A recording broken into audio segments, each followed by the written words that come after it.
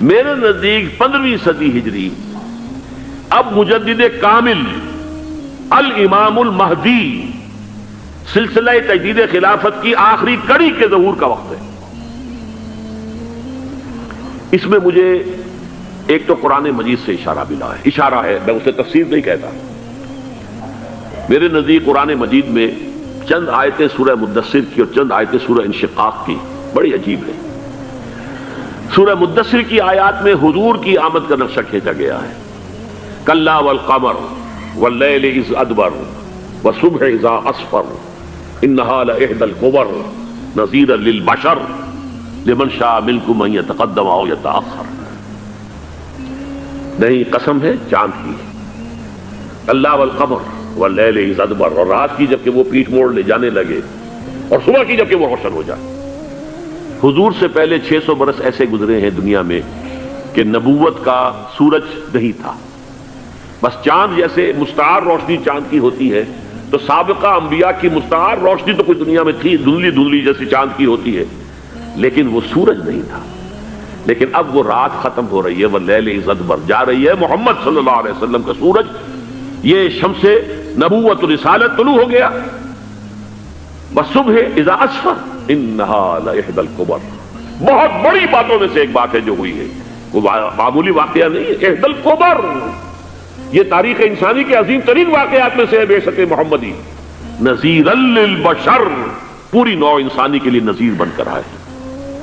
یہ تو ہے حضور کا معاملہ، لیکن اب جو معاملہ ہونا ہے دوبارہ، اس لیے کہ خلافت علی منہاج النبوت دوبارہ اب قائم ہوگی انشاءاللہ۔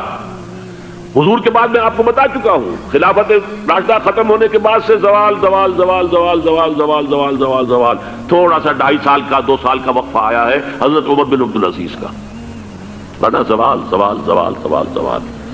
اگرچہ اس زوال کو 1000 سال لگے ہیں، یہ عمارت جو محمد نے بنائی تھی ایک دن میں نہیں گر گئی صلی اللہ علیہ وسلم، کھنڈر بتا رہے ہیں عمارت عظیم تھی، 1000 سال کے بعد پھر یورپ کے سیلاب نے آ کر اس کو گرایا ہے، ختم کیا ہے، ورنہ 1000 سال تک سطوت و شوکت کے ساتھ امت مسلمہ تو موجود رہی ہے، چاہے اسلام جو ہے وہ حکومت کی سطح پر موجود نہیں تھا۔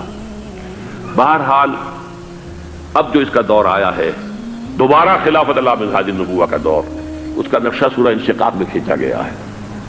فلا اقسم بالشفق، اب دیکھیے سورج غروب ہو گیا، حضور کی بعثت کے وقت وہ سورج رسالت طلوع ہوا تھا، اب وہ سورج غروب ہو چکا ہے۔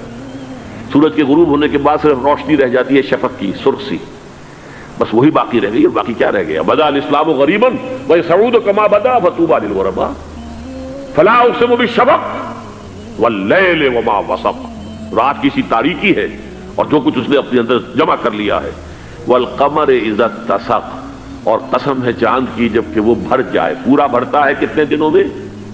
14 دن میں۔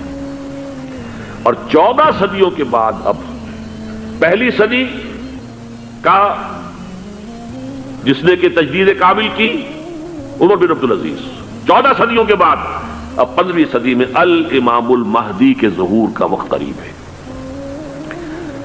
اب جو کچھ مجھے حضرت امام المہدی کے بارے میں کہنا ہے، دوبارہ اپنی بات دہرا رہا ہوں، یہ میرا ذاتی گمان ہے، اختلاف کیا جا سکتا ہے، میرا گمان یہ ہے کہ یہ اب جو مجدد آئیں گے وہ حضرت مہدی ہوں گے۔ پہلی بات تو یہ جان لیجئے کہ مہدی 2 ہیں، ایک شیعوں کے مہدی، ایک سنیوں کے مہدی، ان میں بڑا فرق ہے۔ شیعہ حضرات مہدی کو مانتے ہیں، وہ ان کے 12ویں امام ہیں، ان کے عقیدے کے مطابق انہیں پیدا ہونے کے فوراً بعد اس اندیشے سے کہ انہیں قتل کر دیا جائے گا ایک غار میں چھپا دیا گیا تھا، تقریباً 1200 برس سے وہ اس غار کے اندر ہیں، وہ روپوش ہیں، چھپے ہوئے ہیں، اسی لیے انہیں امام غائب کہا جاتا ہے، اور اب ان کا انتظار ہو رہا ہے اس لیے انہیں امام منتظر بھی کہا جاتا ہے۔ اس لیے شیعوں کے دارالعلوم جو ہوتے ہیں دارالعلوم المنتظر، وہ اس لیے کہ ان کا انتظار کیا جا رہا ہے۔ تو یہ ہے، اب وہ ان کا خیال ہے کہ آخری دور میں، آخری زمانے میں وہ ظاہر ہو جائیں گے، غار سے نکل آئیں گے۔ دیکھیے میں اس عقیدے کو اس بنا پر رد نہیں کرتا کہ یہ ناممکن ہے کہ کیسے کوئی شخص جو ہے 1200 برس تک کسی غار کے اندر زندہ رہ سکتا ہے، نہیں، میں سمجھتا ہوں ممکن ہے۔ 300 برس تک اصحاب کہف رہے کہ نہیں رہے، سوئے رہے 300 ایئرس ہم مانتے ہیں. حضرت عیسیٰ اسی حیات عرضی کے ساتھ 2000 سال سے موجود ہیں آسمان پہ کہ نہیں ہے؟ آپ کو معلوم ہے حضرت عزیر 100 برس تک مرنے کے بعد دوبارہ زندہ کر دیے گئے. فَأَمَاتَهُ اللَّهُ مِئَةَ عَامٍ ثُمَّ بَعَثَهُ. تو ناممکنات میں سے کوئی سوال پیدا نہیں ہوتا. لیکن یہ کہ آیا کوئی امامت معصومہ کا تصور قرآن اور حدیث سے ہمیں ملتا ہے؟ پھر یہ کیا یہ موروثی امامت کہ حضرت علی کی نسل جو حضرت فاطمہ سے چلی ہے اسی میں یہ امامت ہوگی؟ اس کے لیے ہمارے پاس کوئی دلیل نہیں ہے، ہم اس کو تسلیم نہیں کرتے. ہم تو سمجھتے ہیں کہ معصومیت ختم ہو گئی محمد الرسول اللہ صلی اللہ علیہ وسلم پر. خاتم المعصومین ہے محمد الرسول اللہ. اب ان کے بعد تو اجتہاد ہے اور خلافت ہے. عام معاملات میں اجتہاد ہوگا، نظام خلافت کا ہوگا.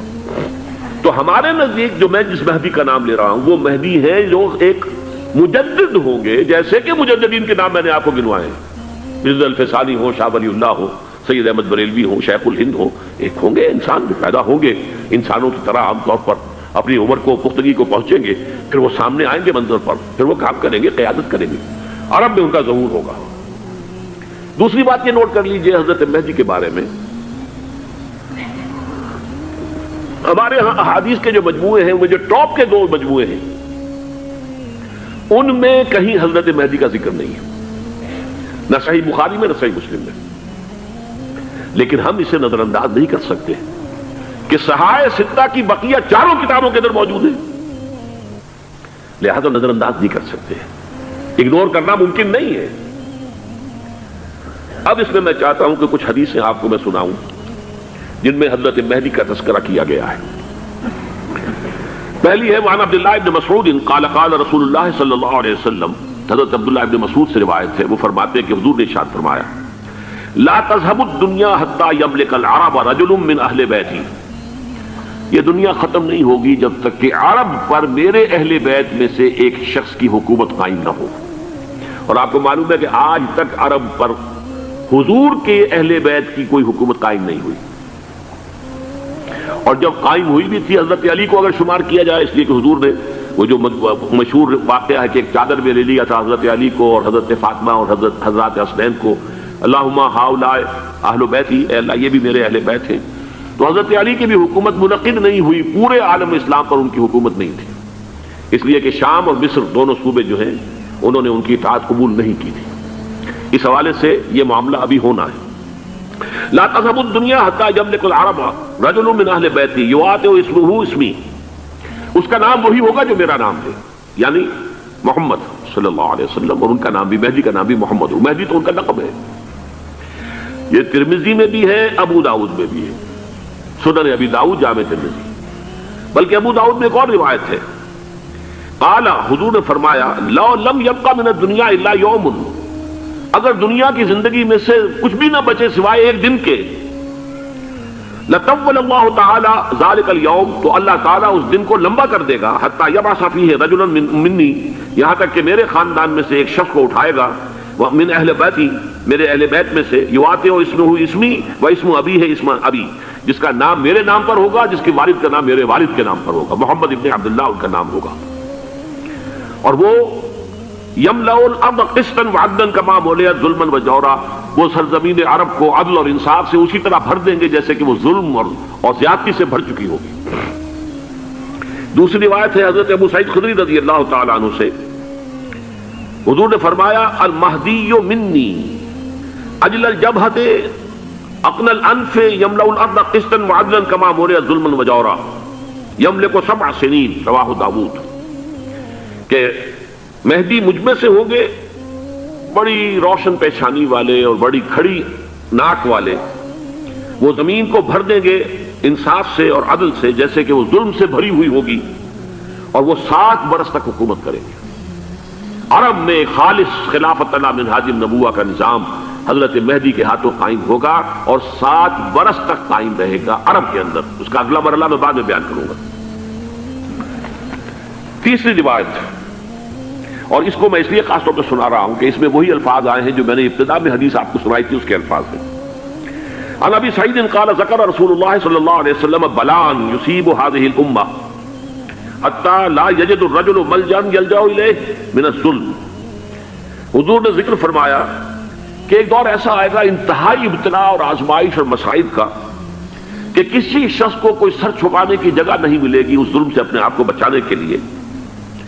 فَيَبْعَثُ اللَّهُ رَجُلًا مِنْ عِتْرَتِي وَأَهْلِ بَيْتِي، تو پھر اللہ میرے خاندان میں سے، میرے اہل بیت میں سے اٹھائے گا ایک شخص کو. فَيَمْلَأُ بِهِ الْأَرْضَ قِسْطًا وَعَدْلًا، اور اس کے ذریعے سے اللہ تعالیٰ زمین کو عدل و قسط سے بھر دے گا. يَرْضَى عَنْهُ سَاكِنُ السَّمَاءِ، یہ وہی الفاظ آ گئے. اب اس سے پھر راضی ہو جائیں گے آسمانوں میں رہنے والے بھی، ساکن الارض، اور زمین میں رہنے والے بھی. لا تدع السماء من قطرها شيئا الا ثبته، آسمان اپنا ایک قطرہ بھی نہیں روکے گا مگر یہ کہ اس کو زمین کے اوپر نثار کر دے گا، بارش کی شکل میں گرا دے گا.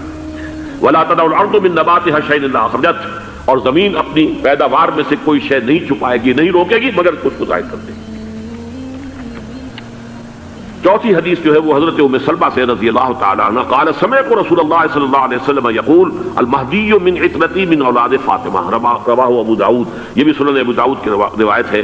حضور نے فرمایا مہدی میرے خاندان سے، میرے اہل بیت سے ہوں گے، یعنی اولاد فاطمہ میں سے، اور تفسیر اس کی آتی ہے کہ حضرت حسن کی اولاد میں سے ہوں گے. پانچویں حدیث میں آپ کو سنا رہا ہوں، اور اس میں ایک عجیب مشابہت آپ کے سامنے آئے گی حضرت عمر بن عبدالعزیز کے ساتھ. یہ اول اور آخری کڑی کے درمیان مشابہت. ان علی رضی اللہ تعالی عنہ، یہ حدیث جو ہے مسند احمد ابن حنبل میں بھی ہے اور سنن ابن ماجہ میں بھی ہے. قال قال رسول اللہ صلی اللہ علیہ وسلم المہدی منا اہل البیت یصلحہ اللہ فی لیلۃ، مہدی ہم میں سے ہوں گے، ہمارے اہل بیت میں سے، اور اللہ ایک ہی رات میں ان کی اصلاح کر دے گا. یعنی وہ پہلے سے کوئی زیادہ روحانی یا دینی کوئی اس سے طرح کی شخصیت نہیں ہوں گے، لیکن ایک ہی رات میں اللہ تعالیٰ ان کی سیرت و کردار کے اندر انقلاب عظیم برپا کر دے گا. جیسے کہ میں نے عرض کیا تھا آپ سے کہ عمر بن عبدالعزیز کی زندگی میں انقلاب عظیم آیا ہے. خلافت کا بوجھ پڑتے ہی کہاں وہ خوش باش اور خوش لباس اور خوش خوراک، وہ شہزادہ ٹھاٹ باٹ والا، جاگیر والا، گورنر کا بیٹا اور خود گورنر، اور کہاں یہ کہ اس کی وہ درویشی جو میرے نزدیک واللہ عالم ڈرتے ڈرتے کہہ رہا ہوں، میرے نزدیک وہ حضرت ابو بکر، حضرت عمر اور حضرت علی کی درویشی کو بھی مات دے گئی. لیکن کنٹراسٹ بہت شدید ہے. وہاں جو بھی کچھ تھا وہ تدریجاً آیا تھا، ہوتے ہوتے ہوتے ایک انتہا، اور یہاں سڈن آیا. چھٹی حدیث عن انس سمعت رسول اللہ صلی اللہ علیہ وسلم یقول نحن ولد عبد المطلب سعادت اہل الجنہ، ہم عبد المطلب کی جو اولاد ہیں اور نسل ہیں، ہم جنت کے سردار ہیں. اور پھر آپ نے نام گنوائے ہیں، انا وحمزۃ وعلی وجعفر والحسن والحسین والمہدی، میں خود اور حضرت حمزہ بنو عبد المطلب میں سے، عبد المطلب کے بیٹے، اور علی اور جعفر حضرت علی کے بھائی جعفر طیار، اور حسن اور حسین حضرت فاطمہ کے لخت جگر حضرت علی کے بیٹے، والمہدی، اور آخر میں جا کر پھر مہدی.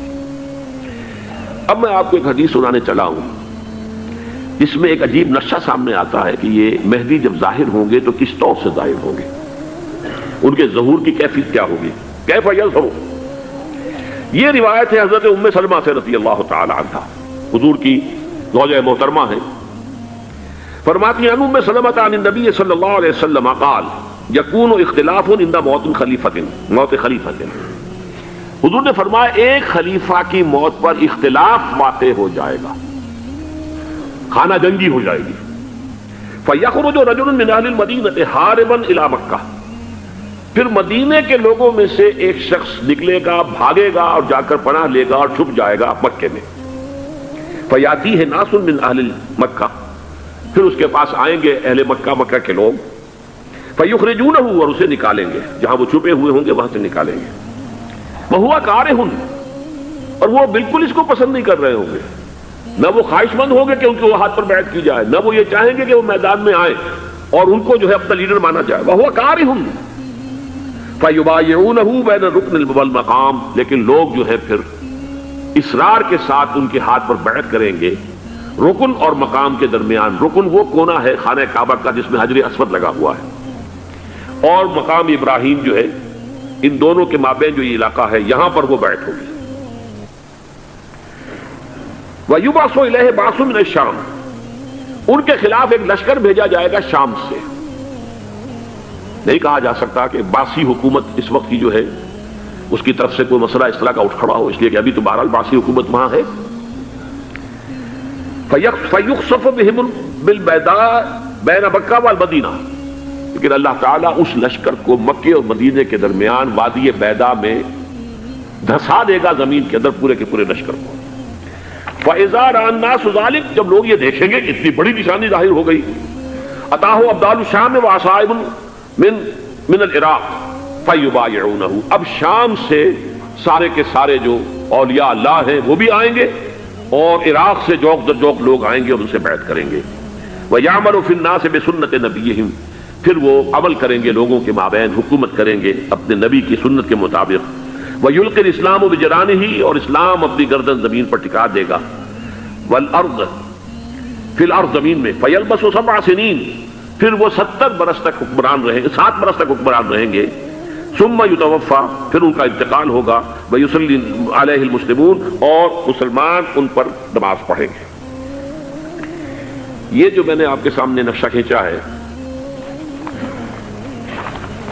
اس سے اب میں ایک نتیجہ نکالتا ہوں، اسے بھی میرا گمان کہیے، اختلاف بھی کر سکتے ہیں آپ، اگر اس کو وزنی سمجھے تو قبول بھی کر سکتے ہیں۔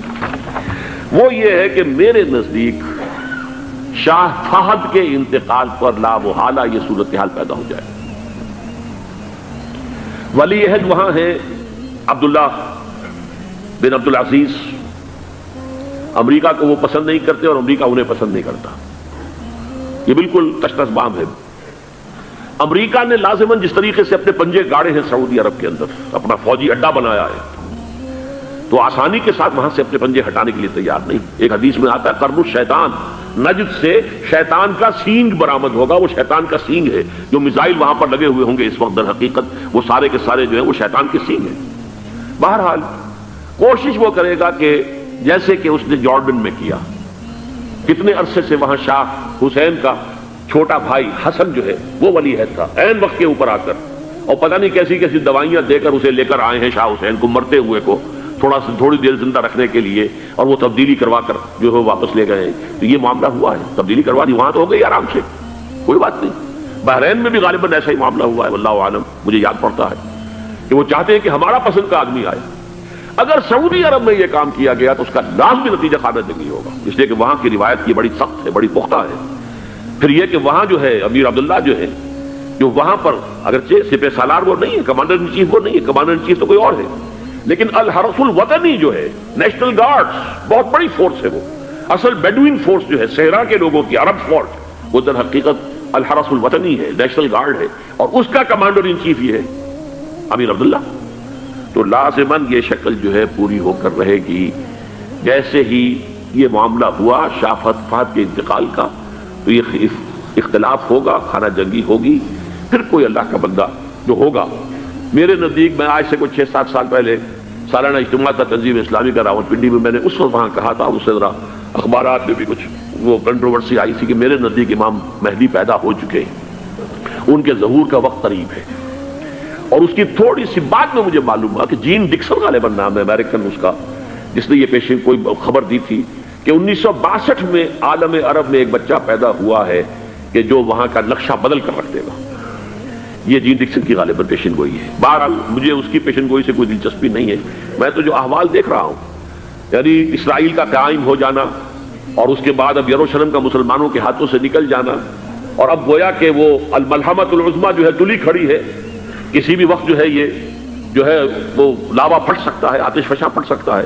تو یہ تمام حالات ایسے ہیں کہ جن کی وجہ سے میں سمجھتا ہوں کہ ایک تو جو قرآن مجید کے اشارات میں نے آپ کو بتائے، 14 صدیاں 14 دن میں چاند کا پورا ہونا، والقمر اذا اتسق، 14 دن میں 14ویں کا چاند۔ اسی طرح اب یہ 14 صدیوں کے بعد یہ صدی جو 15ویں صدی ہے، یہ در حقیقت ظہور امام مہدی کی صدی ہے۔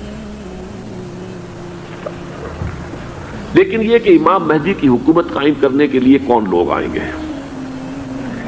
عرب جو ہیں وہ اندر سے کھوکھلے ہو چکے ہیں، عیاشی نے، دولت نے، پیسے نے، دولت، پیسہ، عیاشی، اس کی وجہ سے کھوکھلے ہو چکے ہیں۔ یہاں میں آپ کو 2 حدیثیں سنانا چاہتا ہوں۔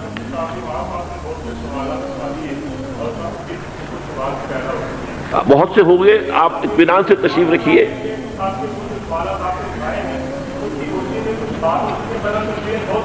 بہت ہوگی، بات ہوگی، آپ اس طرح صبر سے سن لیجئے. میں اب تقریباً اپنی گفتگو کے اختتام تک پہنچ رہا ہوں.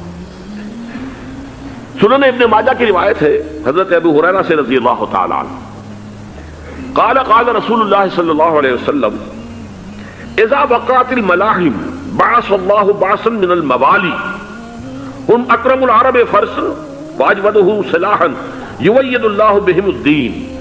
رواہ ابن ماجہ عن ابی ہریرہ رضی اللہ تعالی عنہ. جب ملاحم کا دور شروع ہوگا تو اللہ تعالیٰ اٹھائے گا ایک لشکر یا لشکروں پر لشکر موالی میں سے. موالی کون ہے؟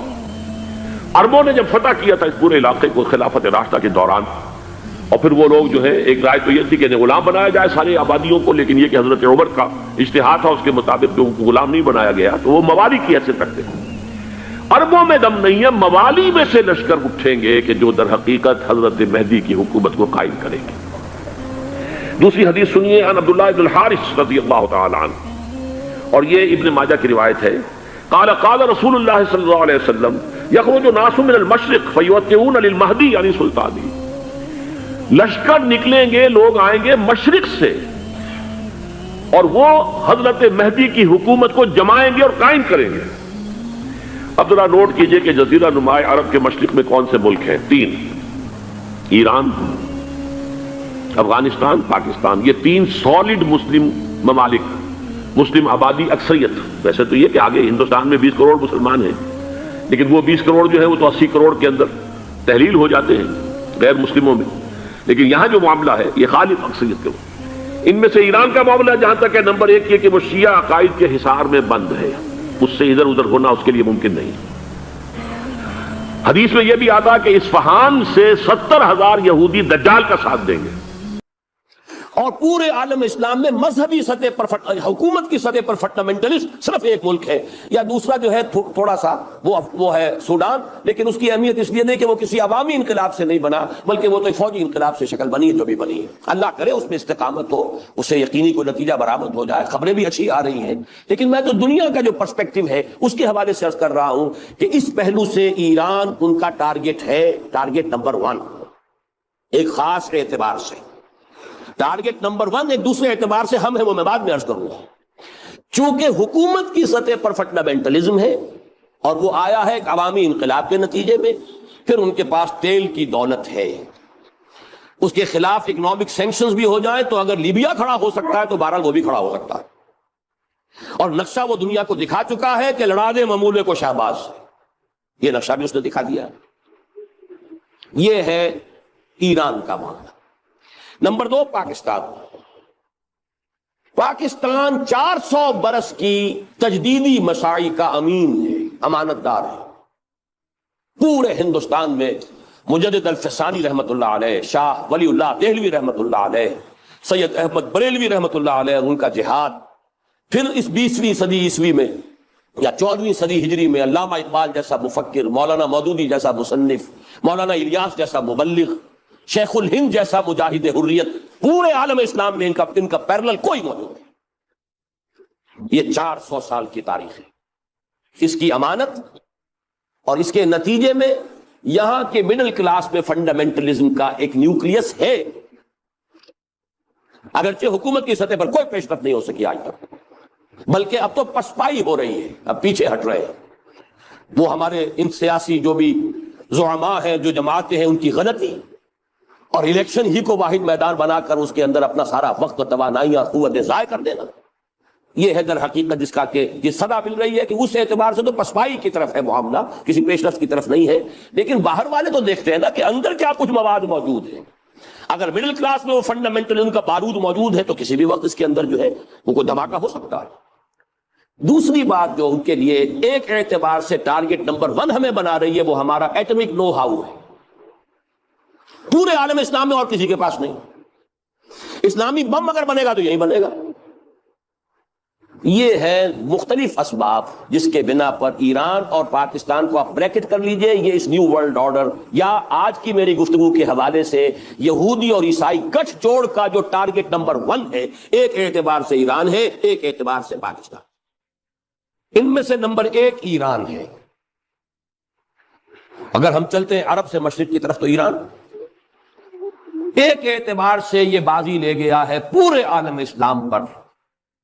ان کے مذہبی عقائد، ان کی فقہ سے ہمیں جو اختلاف ہے وہ ہے اپنی جگہ پر ہے. آپ کو معلوم ہے میرے بارے میں کسی کو اشتباہ نہیں ہو سکتا اس اعتبار سے.